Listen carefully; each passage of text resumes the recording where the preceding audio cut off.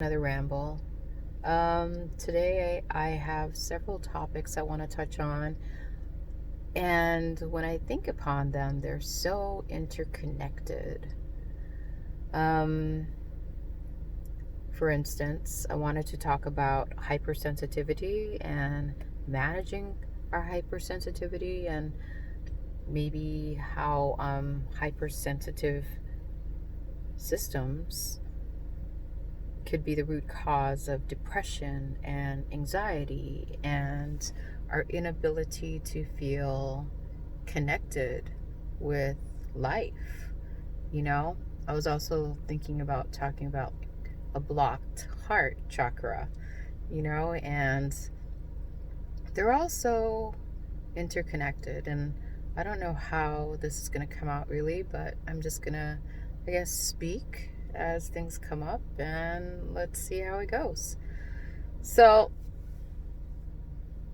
I feel like people who are hypersensitive, I guess you could use the label HSP or empath. We are very, very, I guess, sensitive, hypersensitive to the energy around us, whether it be in a room or in a person or, just everything around us. We're just hypersensitive to the energy all around us. And I think a lot of people think that it's a curse, but I think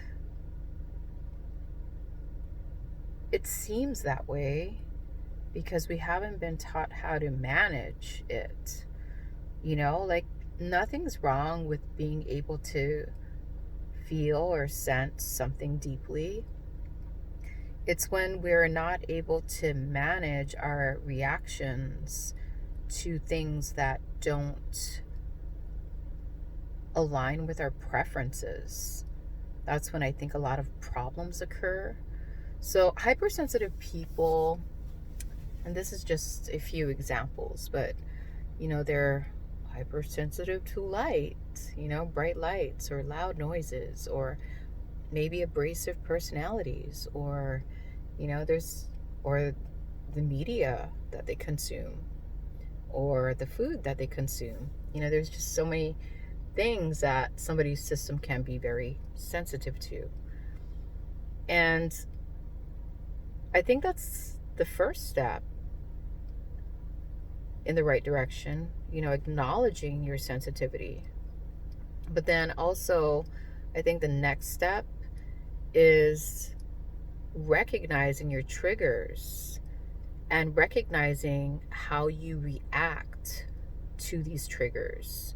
I think it evokes a lot of flight or fight mechanisms within us, and that creates a lot of anxiety. You know what I mean? Like you're living life in a very anxious way where you feel like, you either have to fight or flee from your feelings, from your sensitive system, instead of trusting and instead of, I guess, entering a neutral stance.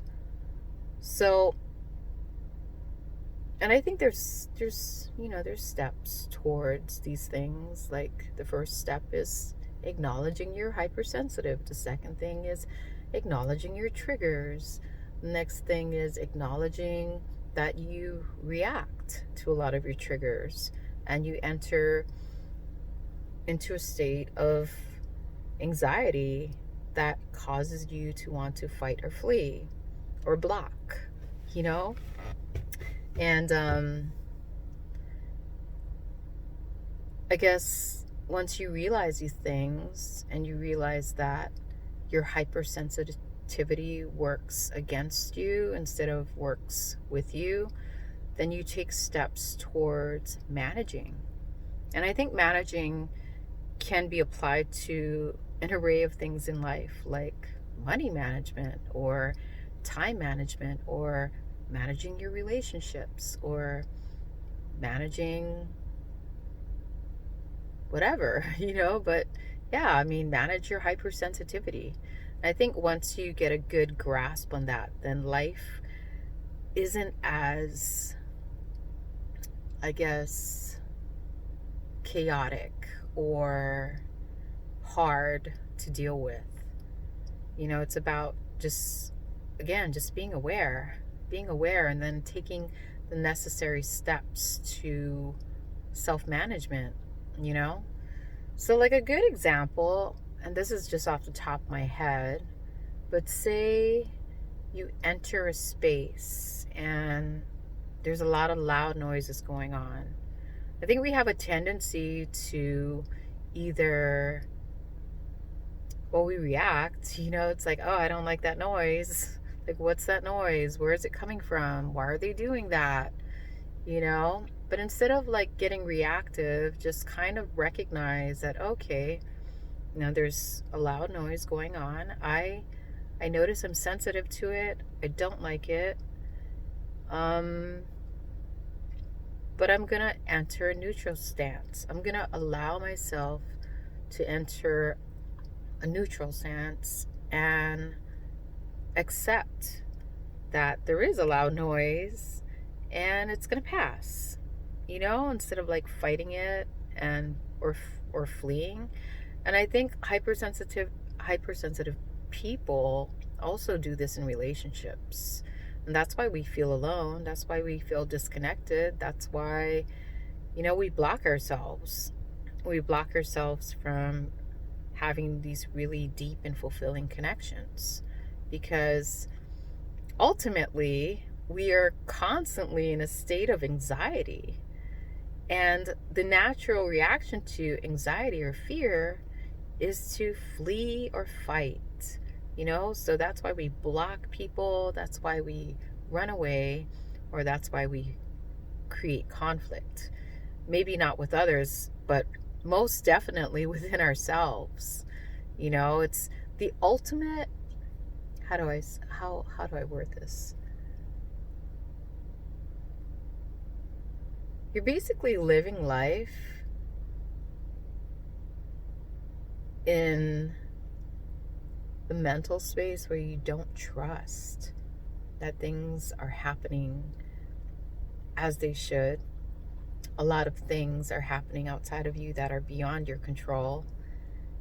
And because we have our preferences, our likes, our dislikes, our expectations, we create these really rigid expectations. And when life doesn't align with it, then we have a tendency to react instead of entering a neutral space and allowing and accepting everything to be just as it is, And that's a lot of pressure. That's a lot of tension that gets built up in the system. And I guess that's how I'm going to jump into the next topic about closing our hearts. I've noticed that I've closed my heart. It wasn't like a, how do I say? I always run out of the words. It wasn't an abrupt happening. It was like a compilation of life events that made me build a barrier around my heart until it was completely blocked. Like I wasn't trusting life. I was hypersensitive. I was very reactive. And I chose to flee. I chose to block myself off. I chose to run away. I chose to cut people and things out. And I built a barrier around my heart. And I want to say for the past, I don't know, maybe 6 months, 8 months, I haven't really had access to my heart. And I realized that I had built a wall around it. The energy was completely blocked. And I remember, and we don't like conflict, right? We don't want to create conflict, but we definitely create conflict within ourselves when we don't trust life and we don't recognize that our hypersensitivity is being used against us and making us live in a state of anxiety and fear, and ultimately making us block ourselves off from life.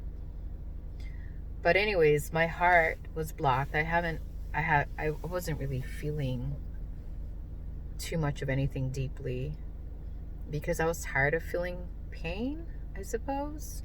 That was the best way I could deal with that, is to just kind of cut things out and block myself off. But that's not really beneficial. So it's funny, the past, I want to say, month, I was processing anger and rage and resentment. And I didn't like the feelings that came up with that, but I permitted myself to feel them. And I permitted myself to sit with them, no matter how uncomfortable they were. And if you think about anger and rage and resentment, it's basically sadness that has solidified. It's like a more solidified version of sadness. Like if you don't deal with something in its early stages, it has a tendency to fester and solidify. So the rage that I was allowing myself to process was basically, I think, a lot of disappointment and sadness that I felt previously that I didn't allow myself to feel, that I didn't allow myself to process because I was too busy blocking myself from it. But after, I want to say, 3 weeks, I feel like I've gotten rid of a lot of the anger. The thing is, you have to allow yourself to feel these things. It's not bad, you know. We've been taught that anger and sadness is bad, but they're definitely necessary. They're telling you when something's off kilter in your system, you know. But after I dislodged a lot of that solidified sadness out of me, I penetrated into like a more subtle form of my emotional state, which was like sadness. And I allowed myself to cry. I allowed myself to feel, and I feel much lighter. I feel like there's more that needs to be worked out of my system, but it's all about creating space and allowing yourself to process these things. Because a lot of times, a lot of these energies are lodged in our system, and when you build a wall around your heart, it's hard for you to feel.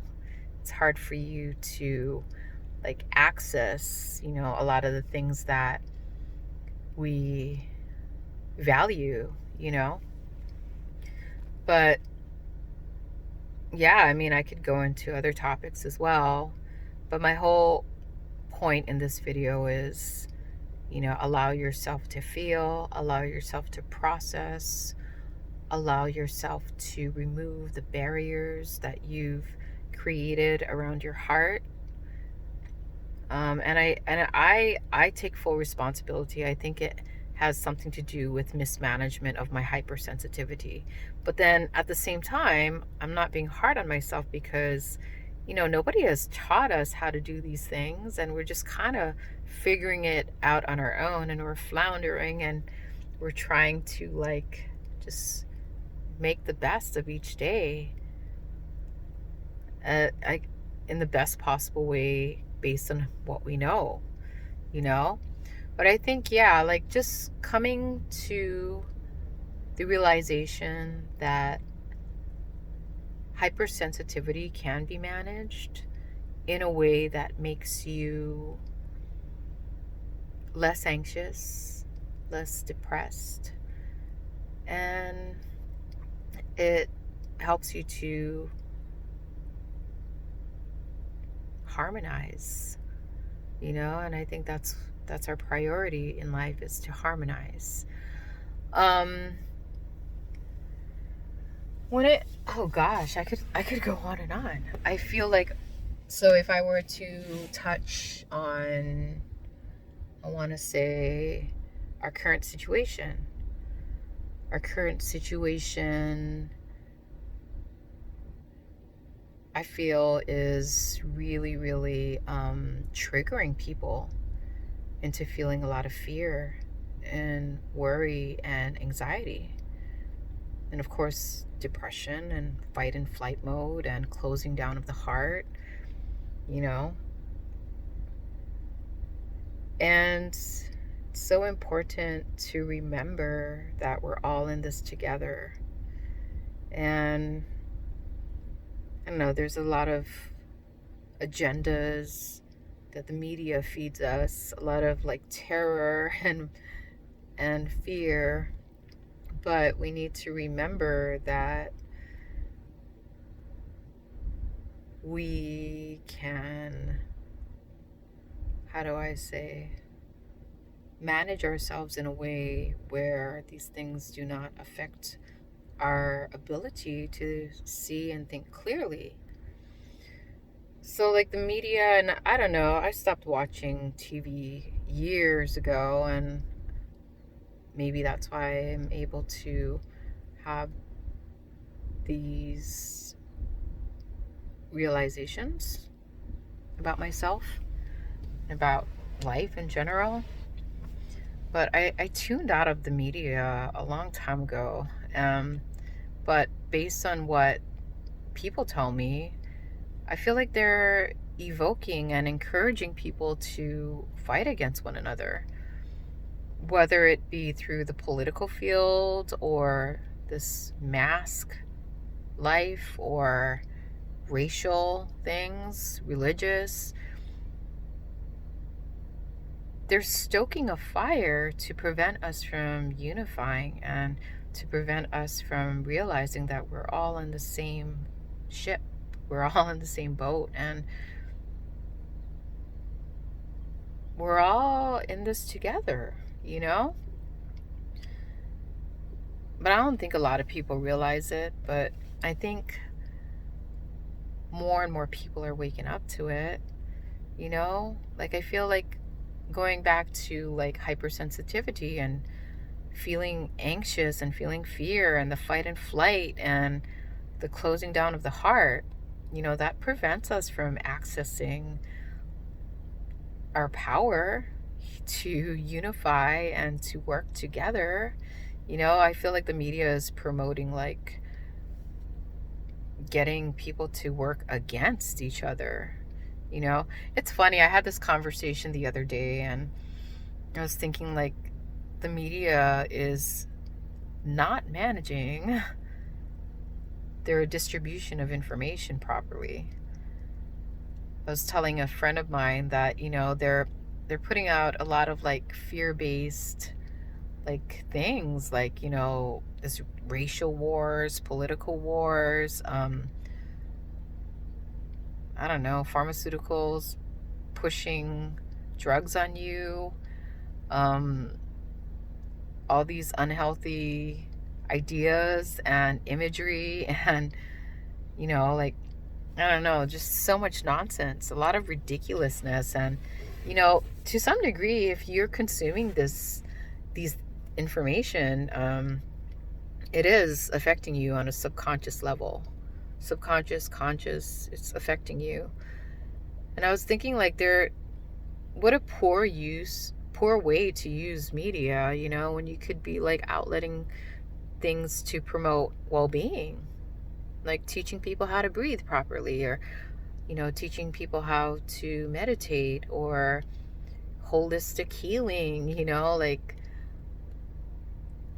recognizing different plants and preparing them to like use medicinally, or planting a tree, or picking up litter, you know, like you could be promoting so much things that could unify humanity, but they're posting a lot of stuff that is promoting violence or promiscuity, and it's just really nonsensical. And that's why I've tuned out of it like a while ago. But yeah, I mean, just think about it. Just think about how they're mismanaging that, and maybe sit with yourself and think about how you could be managing yourself better, like your hypersensitivity, your belief systems, what you choose to consume, how you choose to spend your time, like maybe just take some time to like think on these things. But I feel like, yeah, like people are waking up. Like I feel hopeful. It may not seem like a lot of people are in tune, but I think, like even the few, they create ripple effects that are far reaching. You may not see it now and you may not feel it. It may not be very apparent, but I feel like, yeah, like the few people who are becoming more conscious and aware are definitely creating ripple effects. I mean, they want to prevent people from creating ripple effects so that, I mean, it's kind of like the 100th monkey effect.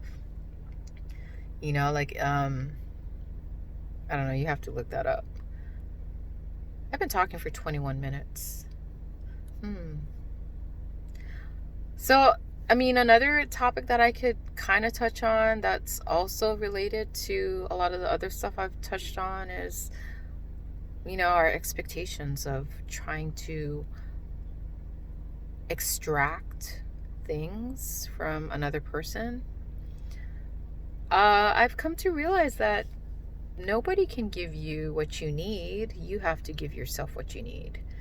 And people either add to your happiness or add to your misery if you let them. And that's the key thing, if you let them.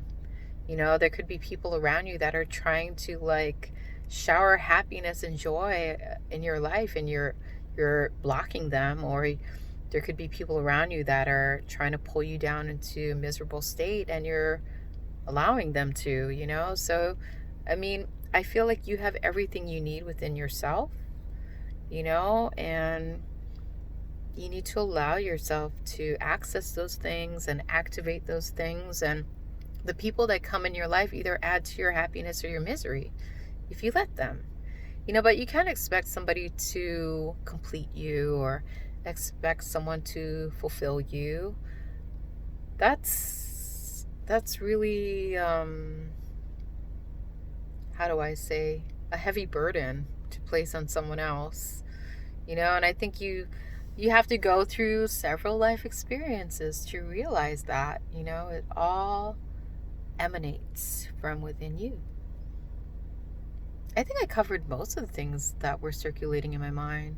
Touched on hypersensitivity, I touched on management, I touched on anxiety and fear and entering a neutral state and how the media is mismanaged and being used to create division versus unity, and how you have everything within yourself, everything you could possibly need. Right now, yeah, I've been enjoying this time, and I think it has to do with your attitude. Like you can either look at it as something that's devastating, or you can look at it as a nice break.